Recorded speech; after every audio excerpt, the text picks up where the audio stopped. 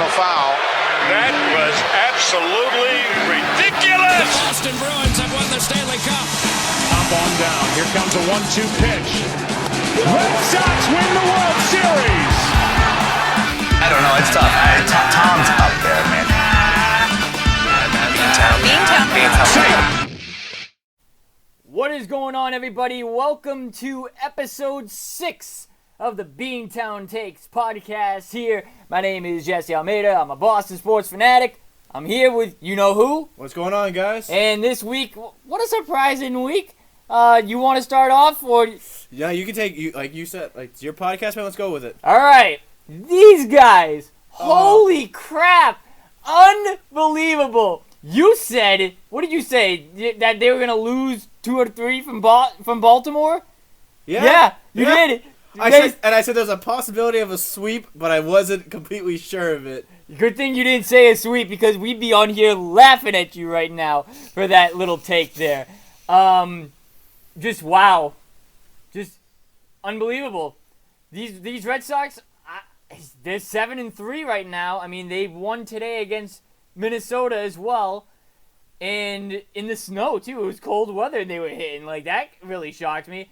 I don't know what happened after that first Baltimore series in Boston, but I feel like Cora said to these people, get your shit together and let's go. Let's play some baseball. And guess what? They are now on a 7-game winning streak. Yeah. I think that bringing Cora back was a really good move, and I undervalued it because I thought Alex Cora is an hyped person. I think he's a big analytics guy, but at the same time, with the whole cheating thing that happened, whatever you want to say with that happened in Houston. Still not a big fan of him, and I thought that bringing him back was just going to be a waste of a year. But I mean, he must have done something to light a fire under these guys' butt. Yeah, him and JD Martinez. JD Martinez must have been like, dude, can I get some help? Can I get some offensive help? Yeah, right, Because absolutely. JD Martinez is doing it all. Oh, my God. So, you know what? I'll give it to him. And the pitching for me has been phenomenal. I mean, Devers has finally caught on fire. I think, I don't know. I feel like some of these guys heard our last podcast and how much we were ripping on them a little bit because, I don't know, they are right now on it right now. First place, you guys. I did not think that after 2 weeks, we'd be saying the Red Sox would be in sole position of first place, and you're 2 games ahead in first place. Yeah, you got some distance between you and what was it, Tampa behind you? Tampa, I think it's Tampa and the Yankees. Yeah, something like that, but I did not expect this at all, and you know what? After opening weekend, I had that great take of Baltimore, coming in and gonna, show you what's up opening weekend, and I thought it would continue. And wow, was I wrong on the continuation part. What did I say? I said 2 of 3 the Red Sox were going to take on Baltimore. On opening weekend. Opening weekend, No, not the second weekend. I'm talking about the second week. I'm talking about the second week. I did not hear that I think I took 2 of 3. I said the Red Sox were going to take 2 of 3. You guys can go back to Podcast 5 and check it out for yourselves. And then sweeping Tampa was that was surprising to me too. Yeah, I think the biggest one with that surprised me was got to be this Twins series, and I'm excited to see what happens tomorrow with the 7-inning doubleheaders. Yep. Because I think that's going to be a big analytics thing, and I think that your nerds are better than the Twins nerds. Yeah. I think that, and I really want to see what they do with the lineups there. Yep. If it's going to be the same 9 start to finish. I mean, obviously besides the pitcher, but I want to see what happens. I want to see these platoon guys in and, show me what you got. All right. That's my opening take. These guys, keep it up because if you keep playing this good, we're going to pay a lot of attention to you at the ballpark. Yep. So, what's your opening take? Opening take? I think we got a new 6-shooting trader in Boston. I think Trader Danny might have lost his touch, and I'm going to go with the next guy that was up there at TD Garden. I'm going to go Trader Donnie. Oh, yeah. Trader Donnie. That guy, must have saw his team getting absolutely spanked by the Capitals. And I'm sorry, guys, that you guys had to see that video. I thought I was doing you guys a big favor there, but I guess not. But on the bright side, at least you guys got to see Char return. So that was really cool. Yes. But, I think Don Sweeney must have saw something. And you know what? His acquisitions that he got versus what he gave up, I think that is great moves. I think it's all the moves are low risk, high reward, and you know what? If you get those three guys to buy in, especially since Hall already said that he wants to come, he wants to re-sign. He wants to be here for the long term. You know what? I think that this was a great trade deadline move, and usually trade deadline moves are like one or two pieces that are rentals, and Taylor Hall is still technically a rental. I like every move he made. Absolutely. I grade this trade deadline an A+. Absolutely. And I'm usually hard on giving grades, but I'm giving Don Sweeney an A+, and I would rather Don Sweeney do something at the trade deadline, and I'm glad he did something. And I was getting some DMs like, hey, why don't you guys go to Celtics games or whatever? Because this team doesn't show us anything. It doesn't show us they're all in. Don Sweeney has shown us time to time that he's all in. Yeah. And I was against getting Taylor Hall, but for the price that they gave Buffalo, that's a no-brainer in my opinion. It was like a absolute pantsing of Baltimore for that one. Lazar and Hall it was Bjork in a second? Yes. Oh my! You didn't even give up a first-round pick. No. And this guy here, Taylor Hall, I didn't really know how much he wanted to be in Boston, but this guy really wanted to be in Boston. He wanted to play for you since the draft. Yeah, he was really hoping that Sagan was going to go 1A and he would have been 1B to you at number 2 there. Which I want to go back and look up. Were the Bruins that bad? Or was that... It might have been a trade for a pick. Or was that a pick they already had going into that lottery? It had to have been a pick because that they there's had. no way from that 2009 draft to winning it in 2011. That would have been a crazy turnaround. I've never seen a franchise turn around so quickly. Right. But you know what? I'm glad he's here. I'm glad we did something. And we'll talk about that more in the Bruins series. But...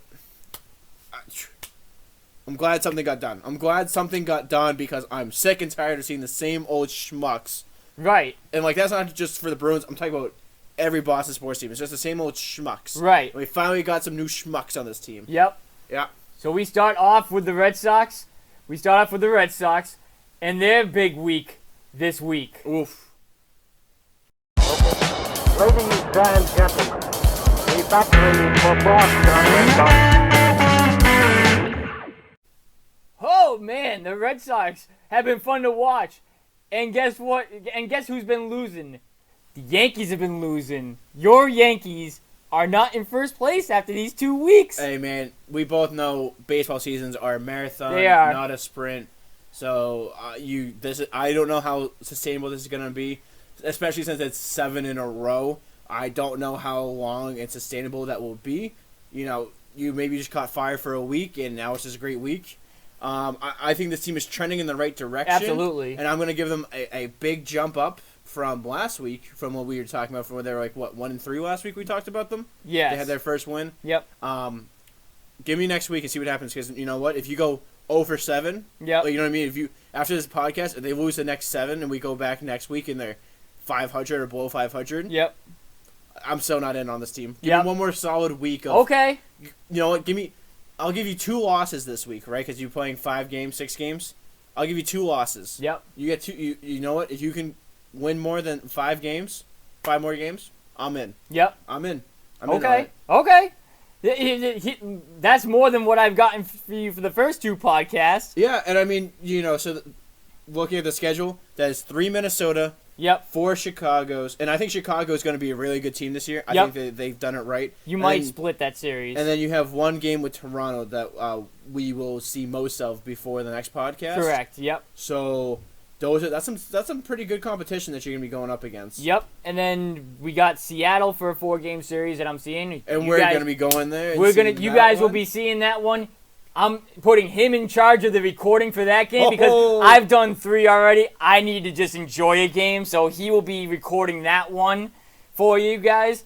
But man, I mean, I've liked what I've seen from this Red Sox team so far, especially with Tampa Bay. I mean, the 12 inning win, that rule with people starting on second base. I hate it. I hate it too. I hate it.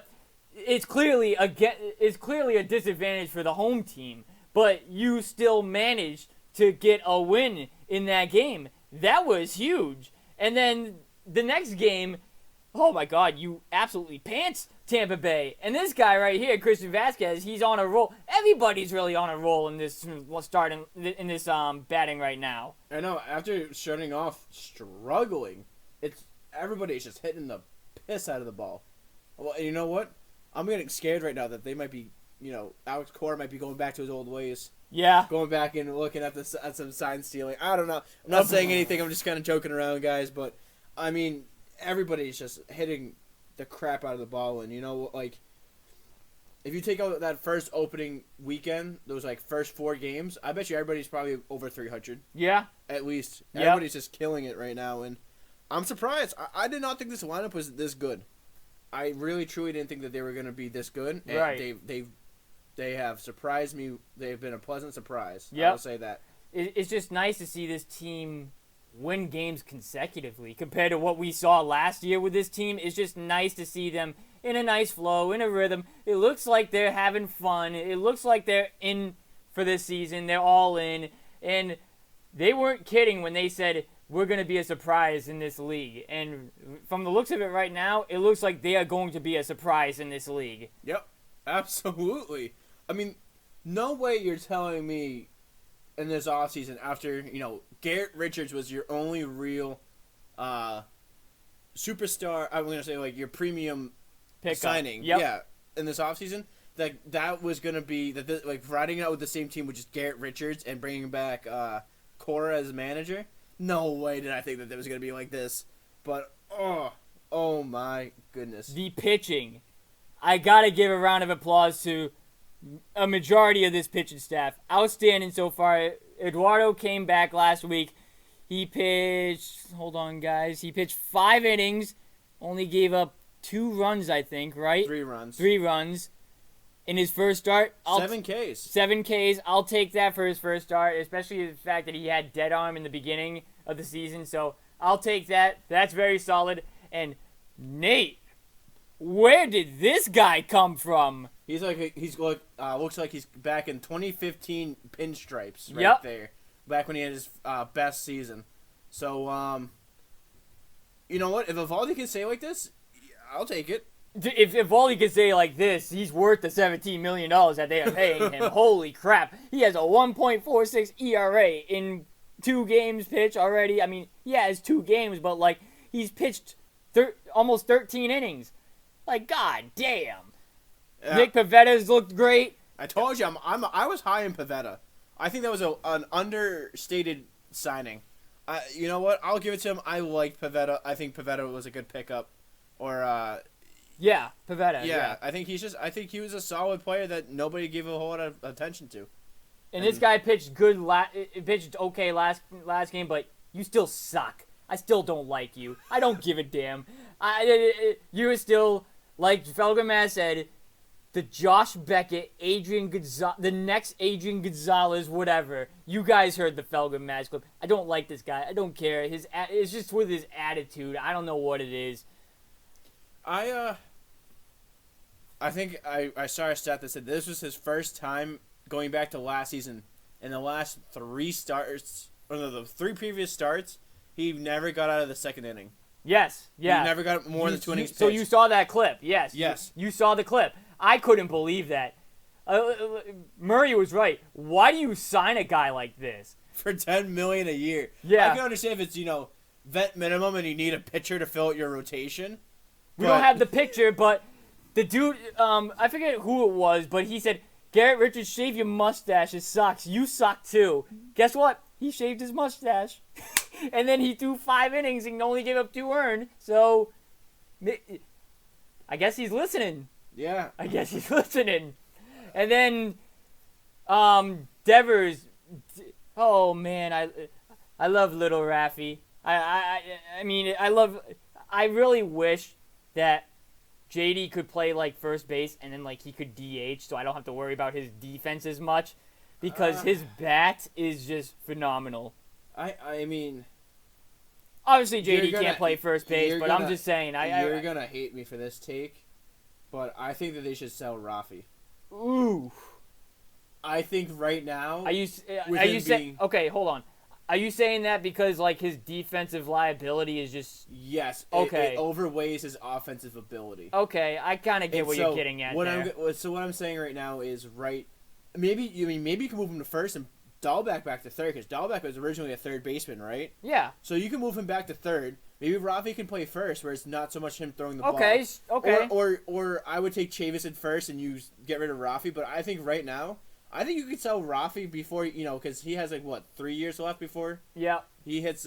He's just beginning arbitration next year. Yep. So right now, if you could tell a team hey, you get 3 more seasons of this kid, right? Yep. He's only 23 years old. He hits the crap out of the ball. He's a lefty bat, right? Yep. So you know what? You could get some serious prospects, right? He's a lefty power hitter that can play third or first. If the Red Sox I'll say this. If the Red Sox got rid of Devers, yes, it helps them out defensively. But let me tell you right now, if the Red Sox got rid of Devers, that would be a big hated move in that clubhouse. It just would. I mean, I feel this guy's power is just ridiculous. I mean, I'll take the hitting all day long. But like you said though, I would much rather see him at first base rather than third base because there won't be as many ground balls as much. He won't have to throw it as much. I mean, I'd rather have them move him at first base, but I don't think they should trade him. I'm just a big proponent. I'm a big guy of thinking that defense wins baseball games. Defense wins championships. Yeah, they do. And you always have a spot on a baseball team if you can play defense.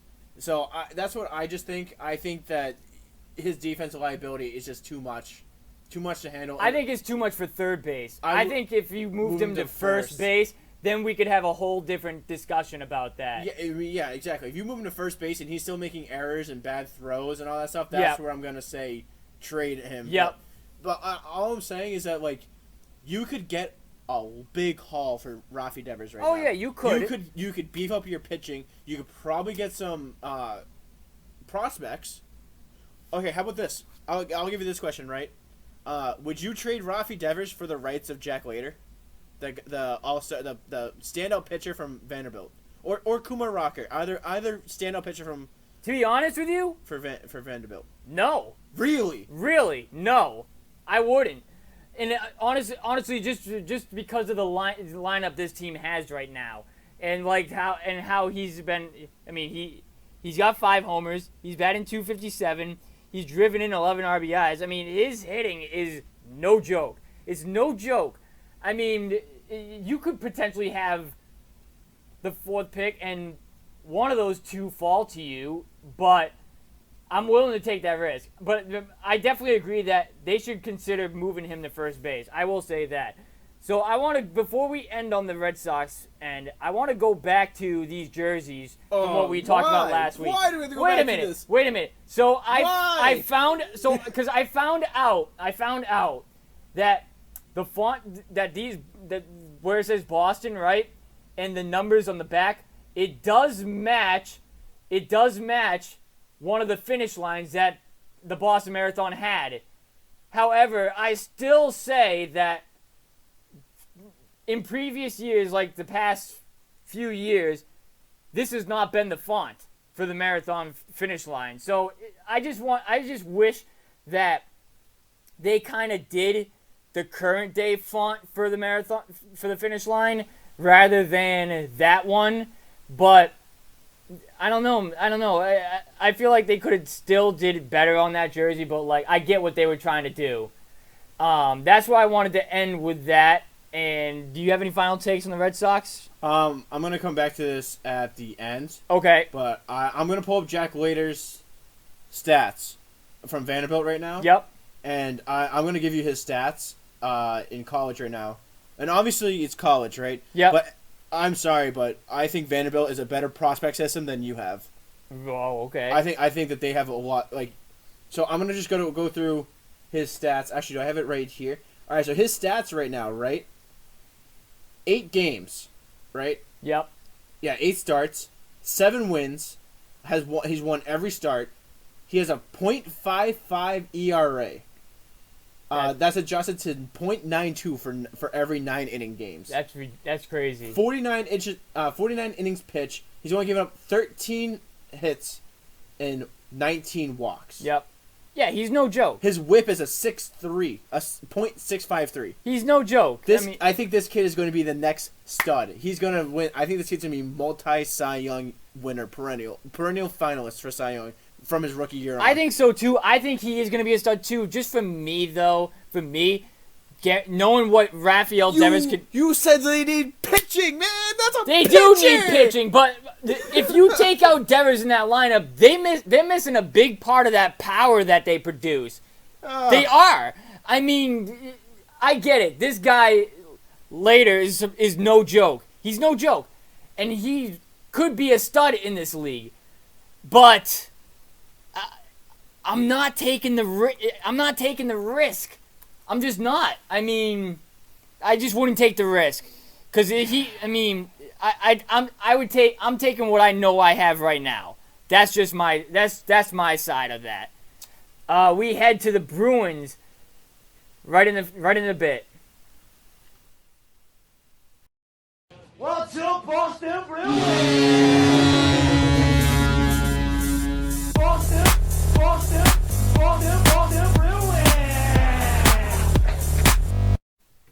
All right, so the Bruins. Yeah, I got some mixed feelings on the Bruins. I mean, sorry you guys for that absolute god-awful video that I just uploaded yesterday. What were you thinking? Well, I don't know. I figured that this year the Capitals and Bruins have not been a disappointment for games. There's been a lot of entertainment. You're laughing at me. I deserve it. I'm sorry, you guys. I thought I was doing you guys a huge favor there, but I guess not. What happened to Dan Vladar? I'm not even calling him Darth Vladar today because he made me pissed off Sunday. No, I'm not putting that on Vladar. You're not? I'm not putting any of that on Vladar. The reason why I say that is because he let up some easy ones. From the angle that I saw at the game, he gave up a lot of easy goals. A lot of them. And I'm not mad at you. I'm not mad at the Bruins. I still put them ahead of the Celtics in where we... How do I put it? Where we rank them. Like, where we... in terms of... What's the word I'm looking for? In the hierarchy of Boston sports team, they are still above the Celtics. Correct. Yes. So you guys will still be seeing a lot more Bruins videos. Hopefully. I do plan on going to one more game before the playoffs begin. So you guys will see that. But especially after this first game against the Capitals, like, I thought that they'd be okay. I mean, I get it. I mean, they had did they have McAvoy this game? This could be an old picture that I have right here. I don't know if they had McAvoy. I don't think they did. I don't think they had McAvoy. They might have, but if they did, I mean, that's on me for going Sunday. But if they didn't have McAvoy, which he's checking for you right now if they did. But your defense was absolutely whacked game 2 with the Capitals at the Garden. I couldn't believe they got blown out. Especially 8-1. I mean, I get it. No McAvoy from that game. Okay, so that's kind of why I thought you didn't have McAvoy, so maybe there was still a chance that you could compete in that game. You lost Grizzly, but like this could give Tenorti an opportunity to step up or somebody to step up, and nobody stepped up this game. I didn't know this until I was at the game, but they're missing half their roster. I didn't know that. At least in the back half, yeah. On the blue line, they're missing half their roster. That's huge. Yeah, it's tough. It's tough. Especially when you have 2 rookie goaltenders. Like, having the combination of... I just pulled the stats for the 8-1 game, that shelling of a game, right? Yep. I can't tell you who, out of this lineup, who would be my first line defense. Yeah, because these are all people who are borderline third liners. I mean, maybe Akin -3, Kampfer -3, Tenorti -2, Zaboral -1. Like, I was gonna say Connor Clifton's the only one that I really trusted on that blue line that night. Yeah. And you're putting him in front of Vladar, right? Yes. A rookie who this was his 5th game starting. Yep. So I'm sorry. That's why I don't put anything on Vladar. You know, even if they are easy shots. Once you give up one, you have the monumental task of having to stop the Capitals, a juggernaut of a team. That's tough. Yeah, it was. It's tough. You're playing with. I mean, at that point, if I was Bruce Cassidy, I would have put Bergeron on the blue line. I think he probably would have done a better job. Yeah, playing defense than some of these schmucks, and he probably would have been better. I think Vladar would have been more comfortable because at least it's somebody that you can trust. Yeah. Yeah, I don't know what happened that game. I felt like the injuries really got to you that game, and it made Washington just look like a juggernaut. I don't know. They're coming back. They're coming back. I believe Sunday. It's going to be a noontime game. We will not be there. Tickets are really expensive for that game, and I don't want to go back to see the Capitals after last Sunday. No way. Absolutely not. But you'll see them again Sunday. Hopefully you have some of those players back. I've been hearing maybe Tuukka's coming back Thursday this week, so maybe you're gonna get one goalie back. Hopefully, I need somebody to mentor these young goalies, especially Swayman after the Flyers game. Did you catch any of that game by any chance, Mike? Which game? Game 2 or the one where he stood in his head, or the other one? The other one. The 3-2 loss. I did not see a whole lot on that one. Okay, so on that third goal the Philadelphia Flyers got, he kind of got out of the blue line, out of the crease too much, and kind of let in a wide open net. I know I was all high on your take, the last podcast of like ride it out with these two rookies or whatever, but. I'm so high on that take. I know you're still high on that take. I understand you are still high on that take, but I'm in the middle. I'm in the middle of that take. I think that you can ride out one of these two goalies. I feel like you can. But I feel like they have to have some sort of mentorship behind them. I don't know. If it's a mentor you're looking for, I don't think you have it on this roster. You don't think so? No, I think they'd be better trying to persuade Tim Thomas to come in as a coach. Because, I mean, I wouldn't do Rask. Rask is too mentally soft. Maybe Halak. I like Halak. I think Halak's a good player, and I think Halak could be a good mentor. Rask, to me, is mentally more Swiss cheese than he is in that. I've been thinking, I'm like, is this going to be Tuukka Rask's last year in an NHL uniform? I hope it's at least the last one in Boston Bruins uniform.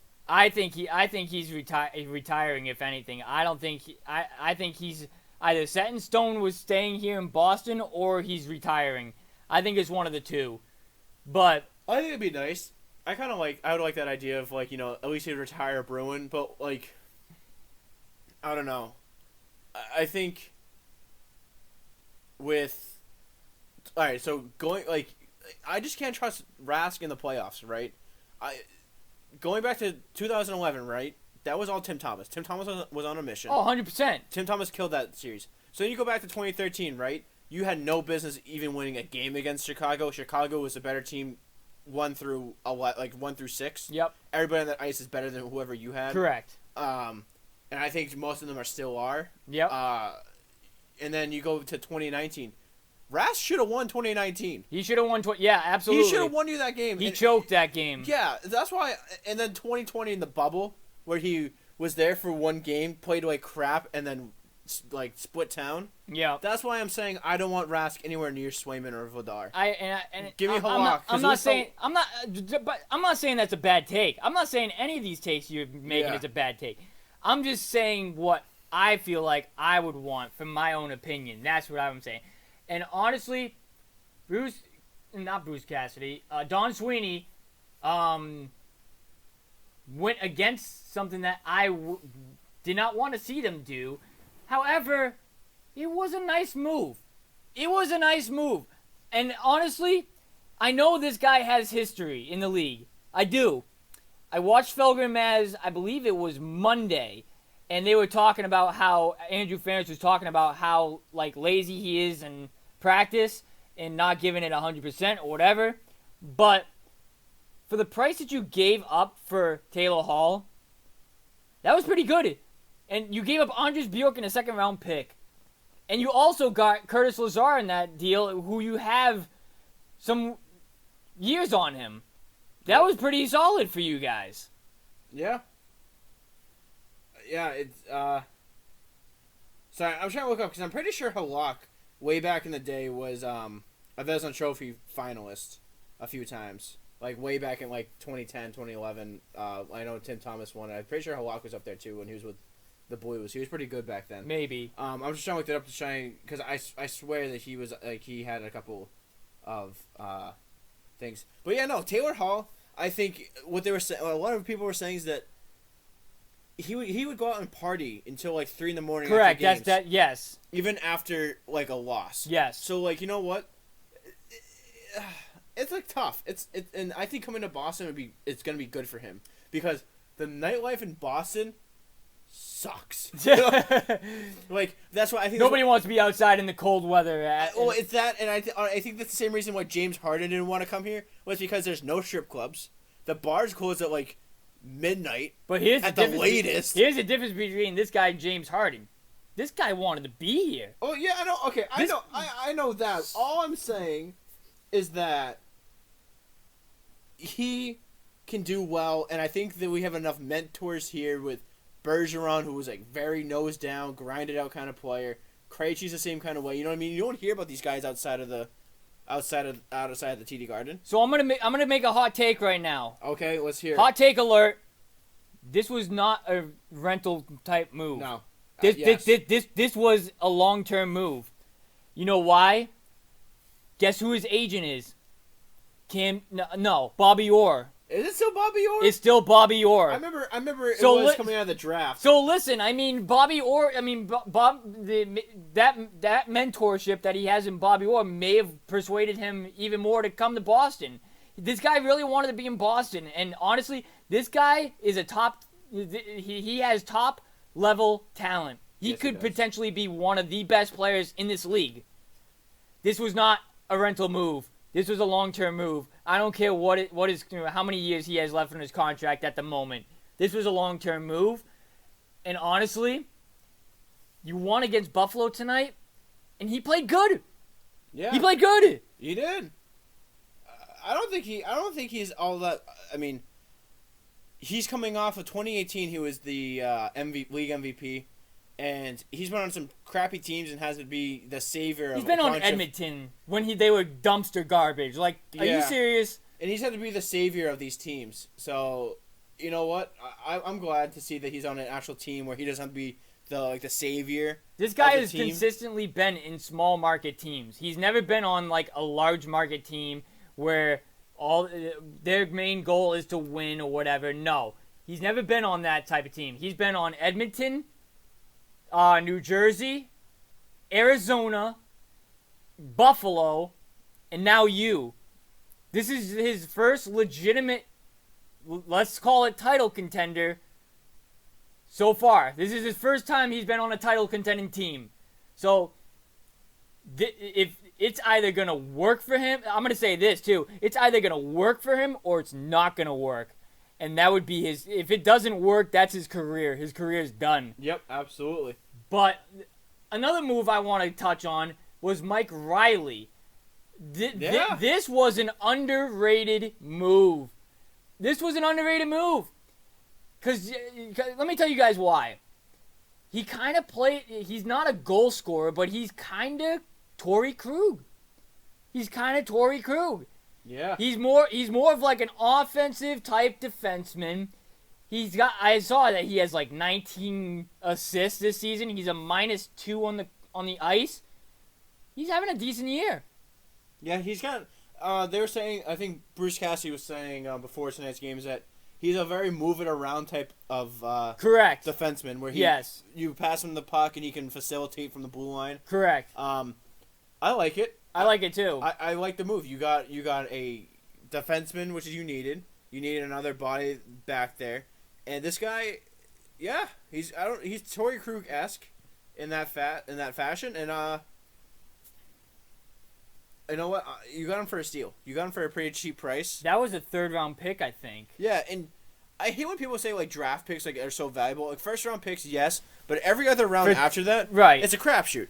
But so like you're getting an established player that you know what you're getting. You know what I mean? 2nd-round picks notable 2nd-round picks that the Bruins have made: Patrice Bergeron, Brad Marchand, I think. Brad Marchand, David Krejci. I mean, they have hit on 2nd-round picks. So they have, yes, but that's also a different GM who was making those hits. Correct. That's all I got to say on that one. Yep. You know, like what Don Sweeney sees in a player is different from what Peter Chiarelli sees versus what Cam Neely saw. Correct. Like, you know what I mean? It's all different. Completely different. So my grade for this trade deadline for the Bruins, I give him an A+. Yes. I give him an A+. Even I would give him an A+ just on the Taylor Hall deal. Yeah. And Mike Riley, that's an A++ chef kiss. Yeah, absolutely. Perfect kiss. Absolutely. Like, perfect. Like if you're gonna compete, if you're gonna give this team one last chance, these are the types of moves that you have to make. And honestly, if you're gonna continue to contend in the future, you're gonna have to sacrifice some like 2nd-round picks, 3rd-round picks, or whatever. Because you're going to have to fill holes in the season to get help that you need. So, yeah. I think this was a solid trade deadline for the Bruins. However, what was I going to say? Oh, yeah, this is what I was going to say. Don Sweeney has taken over Danny Ainge's nickname. Yeah. It is now Trader Donnie, not Trader Danny. I got a lot to say about the Celtics going into the next take. I'm going to take a whiz. I'm going to have a snack. And we'll be right back. Well, I've been a fan of Boston Celtics for, my whole life pretty much. First Celtics team was back when I was like 7. The Boston Celtics became legendary.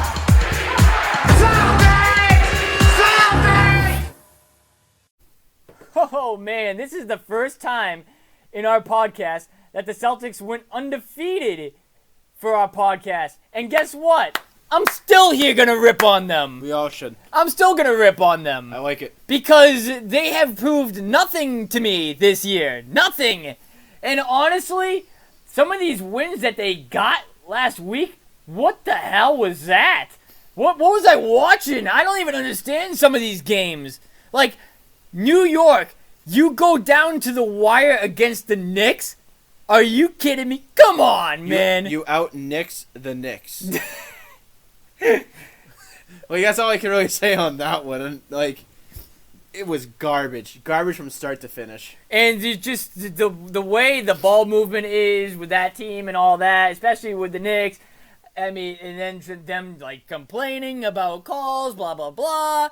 It's just like, what are we doing here? You know what? I'm going to pull up some stats on these games. I'm going to pull up the box scores because I'm please. looking at these 3 games, and we have finally for the first time in a row, in 3 games straight, we have double-digit assist leaders. Oh, man. Who are also the highest scorer for our team. Of course it is. Jaylen Brown against the Knicks, our team leading scorer, 32 points, 10 assists. Jason Tatum, 25 points, 10 assists. Oh. Jason Tatum had a double-double this game.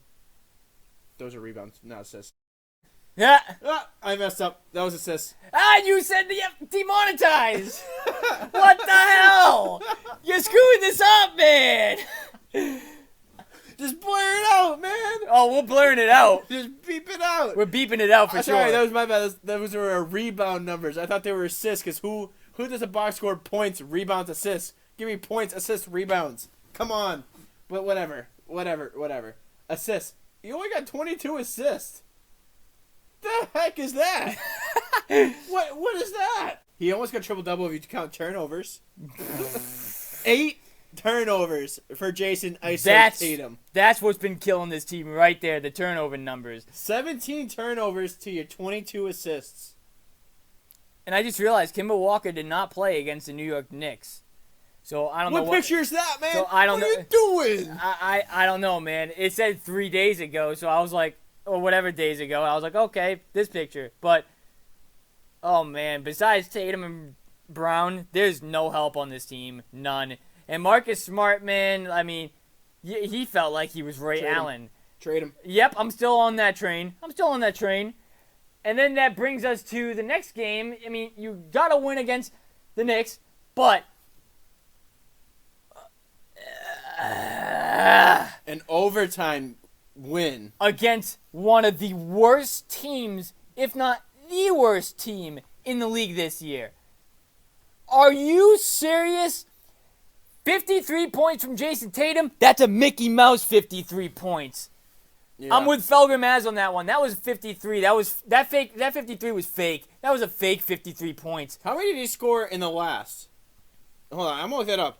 I'm gonna look up how many points he scored in that game just in overtime. And here's the sad things.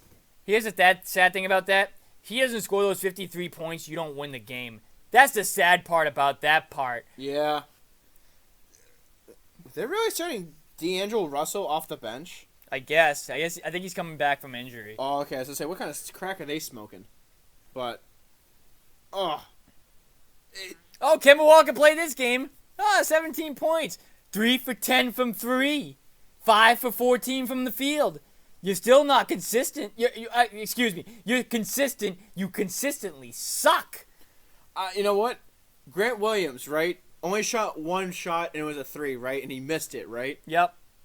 It was probably a shot that was an open one that when they swung it around, he was open. And, I'm okay with that, right? Yep. I'm okay if you have someone who can shoot in practice, right? And in the middle of a game gets a wide open 3. That's when they're swinging it around. Good. At least he didn't shoot 6 of them like Tice did. Oh, I know. When he was here. I'm okay with that. Yep. I am okay if you shoot an a once a game open 3. So that I'm not gonna blame Grant Williams, but like you said, Kemba Walker, 3 for 10 from deep. What the hell are you doing? Oh my God. So Tatum had 53, Kemba had 17, Marcus Smart had 24, Jaylen Brown had 26, and you needed all those points to win, to beat the Minnesota Timberwolves in overtime. That's pathetic. That's absolutely pathetic. How many turnovers this game, does it say? 20 turnovers. Ay. 20 turnovers and 25 personal fouls. Ugh. And they had 32 assists that game. So, but 32 assists in an overtime game. In an overtime game, right. So, I mean, I don't know. I feel like the 53 points from Tatum was a Mickey Mouse for 53 points because, that almost felt like Devin Booker's 70-point game in Boston when they lost. That almost felt as good as that. I mean, it's one thing if you have 53 points and you absolutely beat up on a bad team like that, but then it's another thing when you have 53 points and you have to come down to the wire perhaps on a team. But the Nuggets game versus the Celtics. Yes, this is one. Okay. Give me some of this more. Give me this game more. I'm okay with this game. I am okay. This is a game where you know what? I'm gonna give them props on this one. Yep. Because they're the 4th best team in the West. Probably not anymore because Jamal Murray just went down and they didn't have Jamal Murray in this game either. But so what? But you blew the doors off of them. Yep. 18 points you beat them by. Yep. Maybe it's a different game. Jamal Murray's in there, but you know what? I don't care. I don't care either. I don't care. You beat an actual playoff team that actually is good. How many turnovers? Am I reading that correctly? 9? 9 team turnovers, 20 assists. Damn. I'm okay. If you have single-digit turnovers, I'm okay if you play iso ball and only have 20 team assists. Yep. I am okay with that. That means your ball movement's good. That's just what it is at the end of the day. That means your ball movement's good. And when I was watching and listening to this game, because at this time, by the end of the game, I was on my way to the Bruins game at that point. But this game right here, I heard and saw a more aggressive Boston Celtics team. And that's how I want this team to play. I just want this team to play aggressive. I want them to play with something to prove, some kind of fire lit under them. I haven't gotten that all season from this team, and that's why I'm not looking for a Celtics ticket to go to right now, because I need this team to show me that they have some fire lit under them. And all season long, they have not shown me that. So if we can start this trend from this game here, great. When's the next game I'm going to? But I need to see it a little more consistently before I get to that point. Yeah, remember how last time we were talking about like if you can go. It was right after the Houston-Charlotte series, and they had Philly and New York up, and they lost to Philly but beat New York. But we said going into that, if you win those next 2 games, you're on a good roll. Yep. Right. Yep. You have the next opportunity to do something just like that. You have Portland. Yep. And the Lakers. And then you have Golden State. And Golden State might not be a playoff team, but they are still a very tough team to beat. Oh yeah. So if you can beat those 3 teams, yep, or at least give them a good fight, like a good hard. And we're gonna throw in Phoenix for this one too. I mean, Phoenix, and I mean you could do Chicago too. Yep. I mean these next games are huge. These next games are huge, for me. Yeah. Up until next podcast, right? Which gets us through Chicago. Yep. If you can go 3 for 1. Yep. With that one being a hard fought loss, I'm okay with that. I would think that I would start looking at Celtics tickets at that point. No, you would? Okay. I would. All right. Yes, absolutely. Absolutely. Maybe like the $78 Charlotte game, like not the, 124 game to go to Brooklyn. So, but no, yeah. And I think a lot of that fire under their butt with this Nuggets game was Kendrick Perkins. Yeah. I think. And that's what going back to last week. I said that. I said bring in a former player, assistant coach that doesn't care who these people are that's on this team. They don't care about Tatum or Brown. Or their personality. They're gonna come in here and they're gonna get in their face and make them aggressive. A true green teamer. Yes. I hate the green teamers, but that's kind of what the Celtics need for coaching staff. Perkins. Right now. I said Paul Pierce. Yep. Kevin Garnett. Paul, yep. Any of those guys, and Paul Pierce is now a free agent. Yep. Because Paul Pierce is still a legend. But I can't believe he got fired. I have to mention that for a second. I can't believe ESPN fired him for that. I'm not, because it's Disney. It's owned by Disney. Disney doesn't like that. I don't care. I mean, I'm a big Disney guy, but Disney, come on, let's get real. Do better, man. You got to do better. But yeah, no, I think you need to get one of these players, and I think Perkins did more than Brad Stevens. I'm not saying Brad should be fired or Brad's a bad coach. Just bring in, because when Brad first came in, they surrounded him with older coaches. Yep. Now come in and bring in somebody who has played with former egos. Yes. And have them play and have them coach these kids and beat the egos out of them.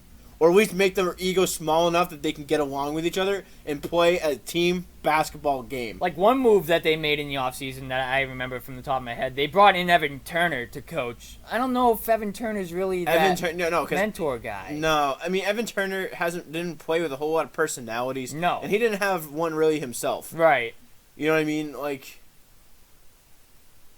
Bring in a coach that doesn't have a problem getting in their face. Right. Because Evan Turner seems like a guy who speaks softly and doesn't carry a big stick. I would love to see Paul Pierce be the assistant.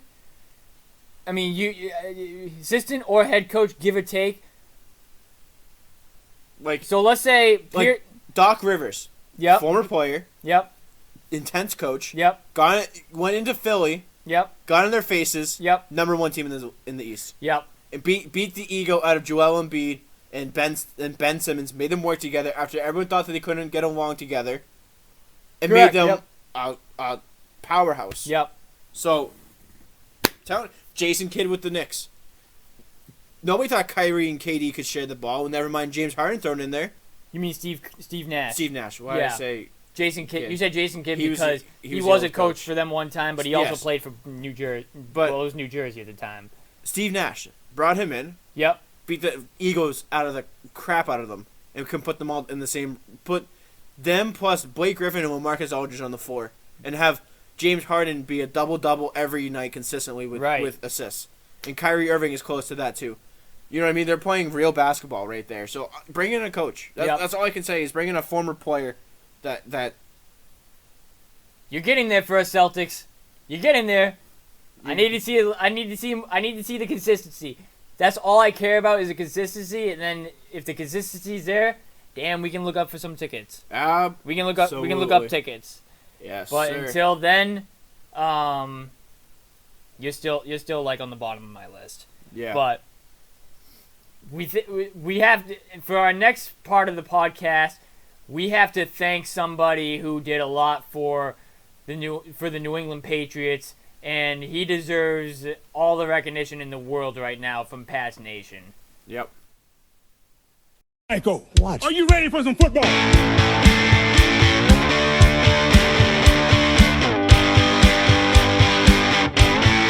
I love the Patriots. All right, so this week there's not that much Patriot news, but I mean there was a huge news. We'll get into that, but my guy over here has a NFL draft take that he wants to give to you guys before his computer dies. So I'm gonna hand it over to you right now. All right. Draft take I'm going to go with. I don't think this is really going to happen because I think that the guy that they're going to take, in my opinion, won't be available. I think he's going to go 3. But I think the Pats will trade up for Justin Fields. Okay. And I've been on the road saying that I like that move for Justin Fields. I feel like Justin Fields is legit.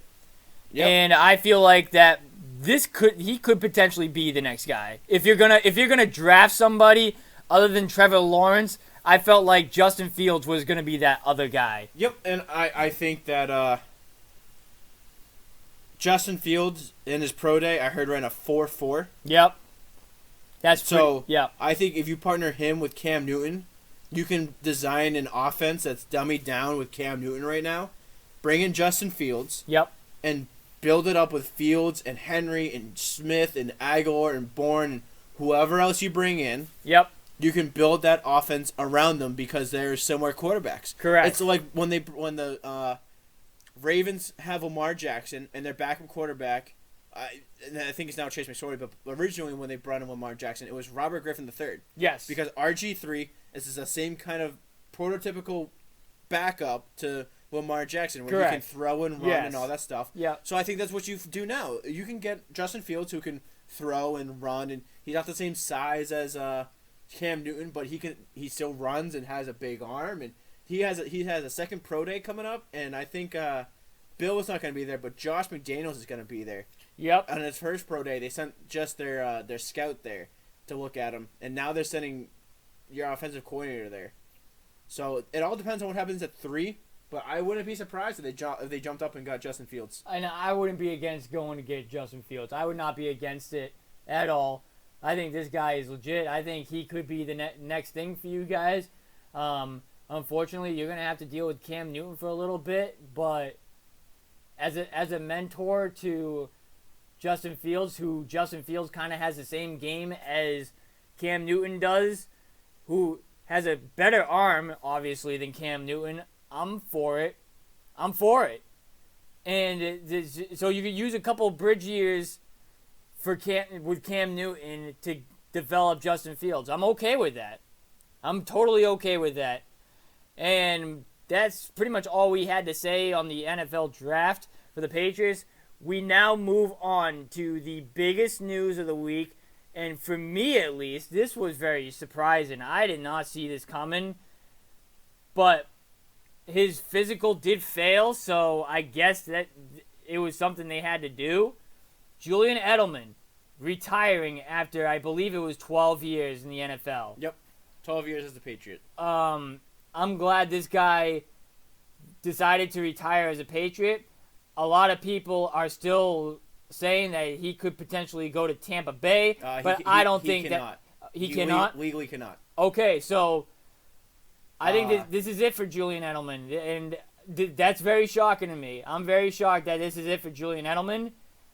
This kind of puts a little bit of a hole for the wide receiver end for a little bit, but it's okay because you got Janu Smith and you got Hunter Henry. Maybe you could use the 2 tight ends as a receiver sort of way, but damn, Julian Edelman, that's a huge loss for you guys, for the Patriots. He's done a lot for this organization, and his efforts on the field and off the field are not to be ignored. And we appreciate everything that Julian Edelman has done for the New England Patriots and for all of New England. Absolutely. The one thing what I heard with that is the reason why they failed him is because if you fail a physical and have to retire for a failed physical, there's NFLPA pension that automatically gets a $2 million buyout. Okay.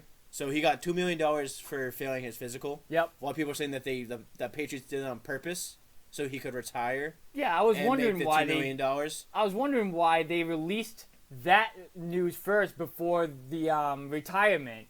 I was like, this kind of makes it because after it was announced that he failed his physical, and then the Patriots released him and voided his contract. Then it announced that he announced his retirement. I was thinking to myself, dude, these guys look like a bunch of a-holes for putting out the news that he got released before his retirement announcement. Yep. I thought, yeah, like I said, I think it's because they gave him a little bit more money. I don't think he really needs some more money. No. But when I first saw that he got released, I thought he was going to Tampa Bay. Me too. The next thing, like 5 minutes later, I was like, breaking news. I was like, here we go. This is it. He's going to Tampa. Yeah, but no. Apparently, a lot of people are saying too that he wants to become a movie star. Okay. He wants to do what Gronk wanted to do before he unretired. Be a movie star, be in commercials, be in TV shows. Okay. He wants to be a celebrity. He wants to be an A-list celebrity kind of guy. And not be, the slot receiver on the Patriots. I think what I'm going to miss the most about Julian Edelman is how hyped he would come out from the tunnel every time at Gillette. I think that's one of the things I'm going to miss about him the most. And the energy that he brought on the field and his game that he brought with being a slot receiver. I mean, he was a really good wide receiver for the Patriots. Yeah. I mean, I think you have the next guy. Not the next guy. But I think you have somebody who can fill the slot going across the middle, and Olszewski there. Yep. Him and Aguilar, I think could trade off on that. Yeah, I think so too. Sorry, I was like, you're good. You're good. But yeah, look for Aguilar and Kendrick Bourne have a lot bigger roles than expected. Absolutely. And I would expect them to keep on N'Keal Harry. Yeah, even though I wish they would have moved him. Yeah, me too. I think that right now you can't. Yeah, no. I think you're kind of married and stuck with him. I think maybe next year, Devontae Adams is a free agent. Maybe you go out for that. If Devontae Adams becomes a free agent, then Aaron Rodgers is going to force his way off that team because he has nobody else with him. At this point, I don't. How do I put it? I don't rule anything out with the Packers. I don't, especially the fact that they drafted a QB last year. And made Aaron Rodgers kind of pissed off about that. I don't rule anything out. Okay, I have a trade question for you. Okay. Would you trade the 15th overall pick and next year's first for Aaron Rodgers right now? No. No. You wouldn't upgrade your QB. I just don't know how long Aaron Rodgers has left in the league. If you gave me a definitive, you have this season and next season under contract. You have 2 seasons. So both your first round picks you'd be giving up. Those seasons you have them under contract. No. Wow. I would do that in a heartbeat. I know you would. I think doing that in a heartbeat wins you at least 2 Super Bowls. At least 2.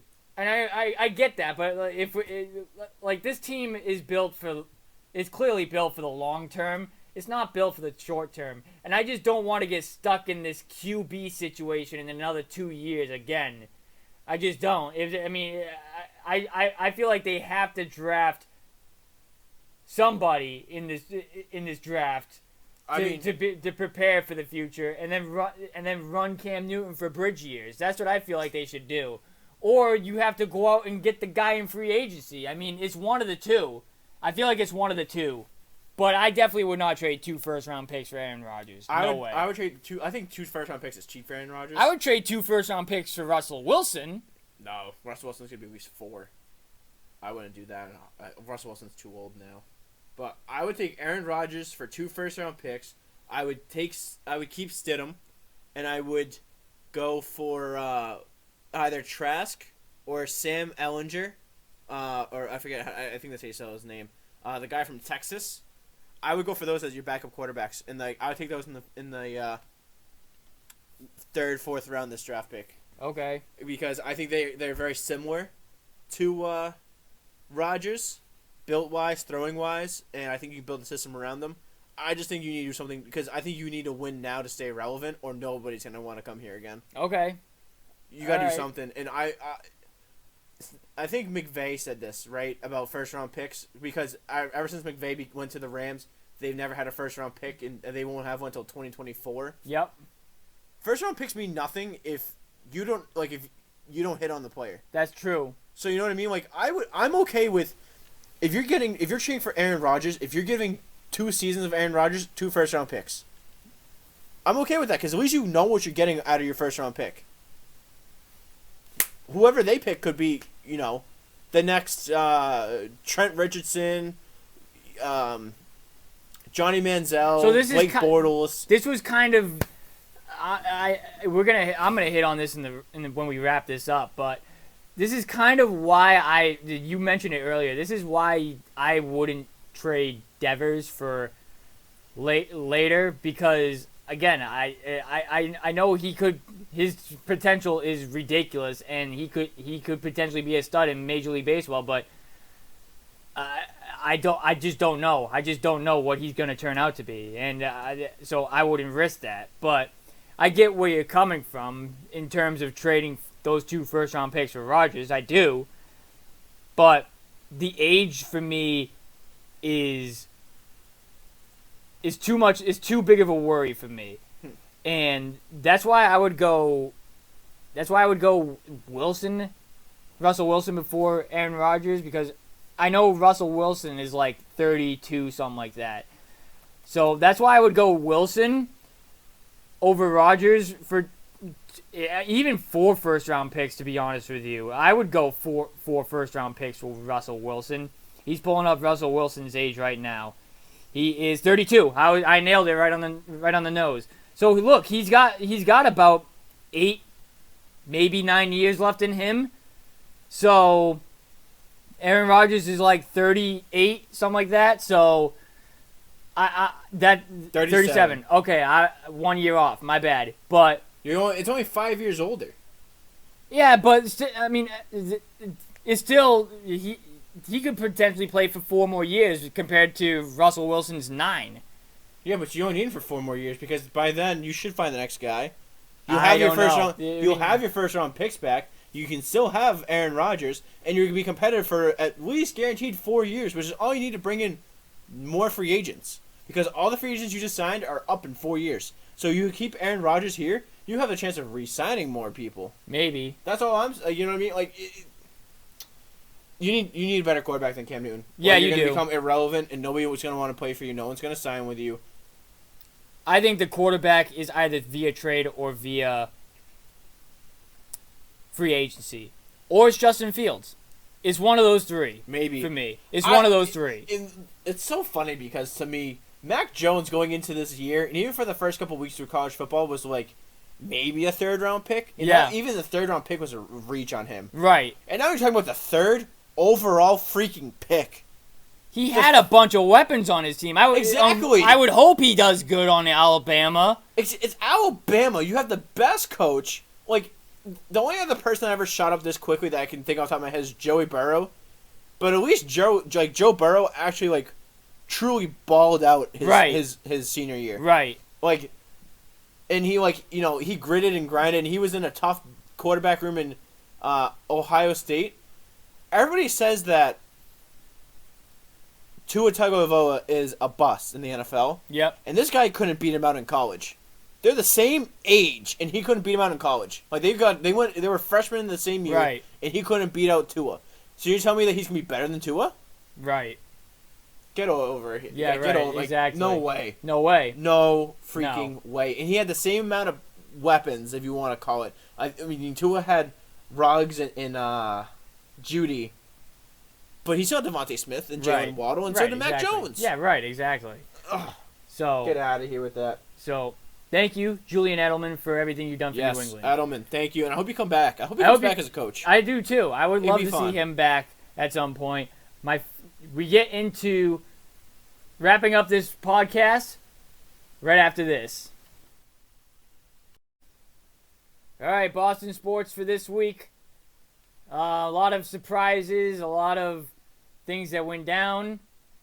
A lot of surprises, including Julian Edelman and the Red Sox. I still can't believe about the Red Sox. The Bruins had a great trade deadline. It was kind of a good week for Boston sports this week. Yeah, I'd say since we started this podcast, probably the best. This was probably the best. Easily the best. The teams all around did. Except for the Washington Capitals game on Sunday. I know everybody's going to rag on me for going to that one, but... All right, guys, leave it down below. Smash the like button if you think Jesse should be banned from No way! If he shouldn't be going to That's Bruins my games. first game that I whiffed on for the Bruins in a long time. Okay, but you also remember he's on a 2-game losing streak right now between the Red Sox and the Bruins. We're going to win against Seattle, though, when we go to we Seattle. lose, you're banned. You're with me. You're with me. You're going to be recording that game, so I can't be put on the blast for that one. You could be put on blast for that one. It's because I'm with you. If I wasn't with you, they would have won. Oh, yeah, really? Okay. We'll have to test that theory out. That's what you know what was funny? The Bruins game that we went to on Sunday, my dad said the same thing. He goes, "It must be you." I go, "It's not me." It's your last name. I go, "It's not me." Yeah, it's my last name. Yeah, it's that type of luck. It just runs through in the family, I guess. I don't know. It was great to see Chara back, though. I'm glad you guys got to see a glimpse of Chara returning. So I'm glad I was there to see Chara return. Game-wise, it sucked. It absolutely sucked. That was the worst Bruins game I've ever been to. I promise you, the next Bruins game I go to will not be that bad. And I'm already looking. For you guys. All right, so I got some questions for you for this wrap-up. Sounds good. All right, so we talked about the playoff format for the NHL. Yep. It's the division round robin. It is. Okay. Yep. How deep do you think the Bruins are going to go? And who do you start in net? Because obviously in the playoffs, you realistically only go with one goalie unless you go up like 3-0, 3-1. Yep. Then you put in your backup for one game. Who do you go with? Who out of the four is leading your playoff starter? I don't trust him, but I have to go Tuukka because of his experience. I mean, I understand that the young guys have to get experience eventually, but, like, I would love to see Swayman as the backup. No. I would love to see Swayman as the backup because then he rides behind Tuukka in the playoffs. He gets that little bit of experience or whatever in the playoffs, and maybe later on down the road, he's your guy in net for the playoffs. I just don't see throwing in a rookie goaltender in the playoffs. I just don't see that. What about Bennington? He whooped your ass in that playoffs. That was just a fluke. No, that was a fluke. That's lightning in a bottle, and you have that right now with Swayman. You have that right now with Swayman. Catch lightning in a bottle, keep riding the fucking horse, and keep going. You could win. You could pull it out. He already beat the Capitals, who is probably who you're going to play. It's either the Capitals or the Islanders. I would play him against his Islanders team right now. This game coming up, that they have coming up. Yep. Play Swayman and see what he does. If Swayman gives up only 2 goals, Swayman's my playoff goalie. Okay. And Tuukka's my backup. Okay. And Tuukka's there to coach him up and help him out enough to get through the playoffs. However, if Tuukka is hurt, I am going Swayman. Swayman's got to be the answer. If Cassie goes with Halak, I'm gonna be pissed. Yeah, I would be pissed too. But if it's not Tuukka, for me, it's got to be Swayman. It has to be Swayman. It has to be. How far do I think the Bruins are gonna go? Do you give him a better shot with Swayman or Rask? Right now, I honestly give them a better shot with Swayman because I just don't know how Tuukka's health is. I just don't. If Tuukka is flat out healthy, good to go in his A-game form, then obviously Tuukka, they probably go farther with Tuukka. But if not, I'd go Swayman. I think Swayman has owned this. I think Swayman came in and now owns his locker room. Maybe. I think everybody likes him. Yep. It seems like everybody plays harder for him, and I think they protect him a lot more. Yep. So if you want Swayman as your goalie, I don't blame you for that. I definitely do not blame you if you want Swayman as your goalie. I don't. mean, you also know me for my want of riding out these rookies and see what happens. You know me. Yep.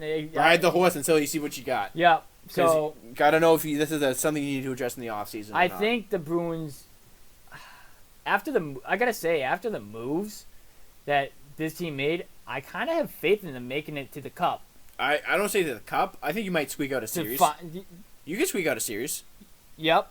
I mean, you could possibly squeak out 2, depending on what happens. Like if Pittsburgh wins that second thing, that wins the other series. Well, you could have a possibility to squeak out that one because I think I give them a better shot against the Penguins than I do against the Capitals or Islanders. Yep. But if you can beat one of those teams in the first round, yep, I'll give you a chance. Yep.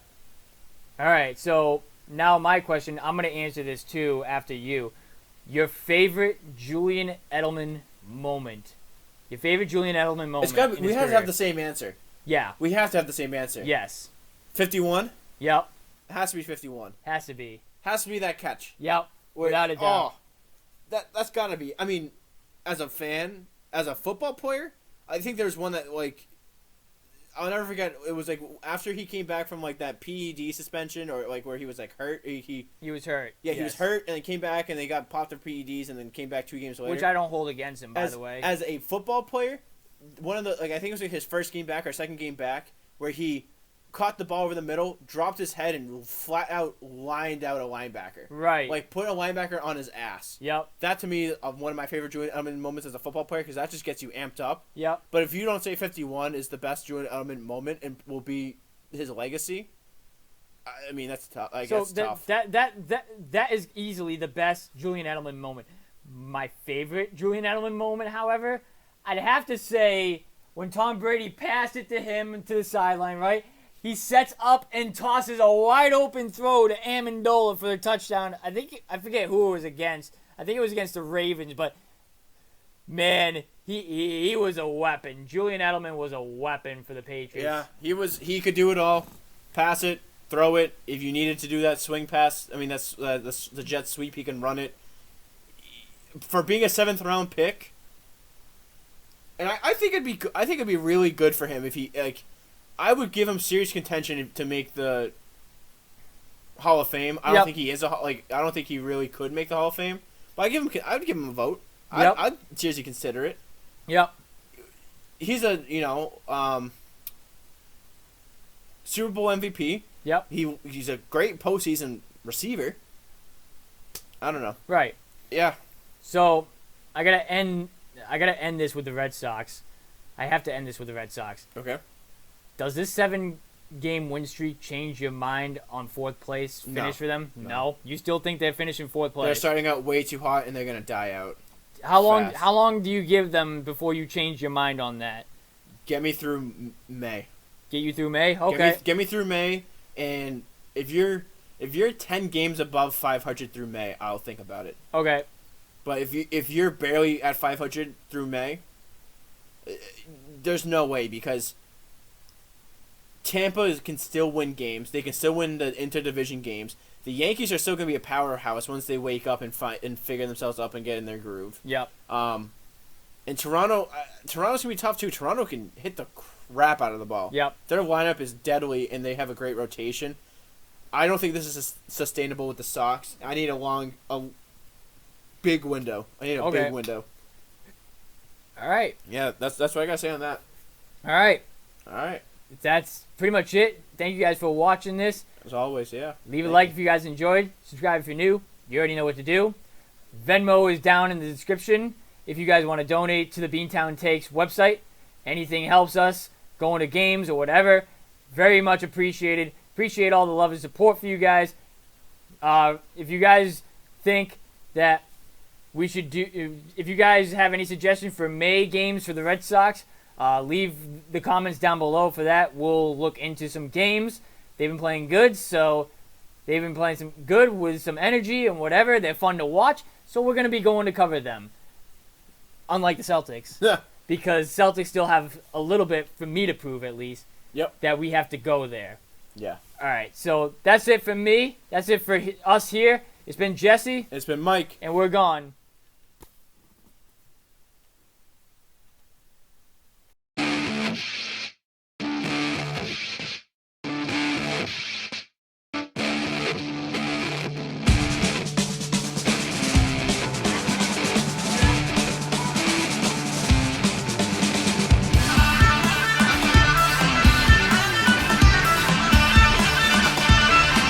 Beantown. Beantown.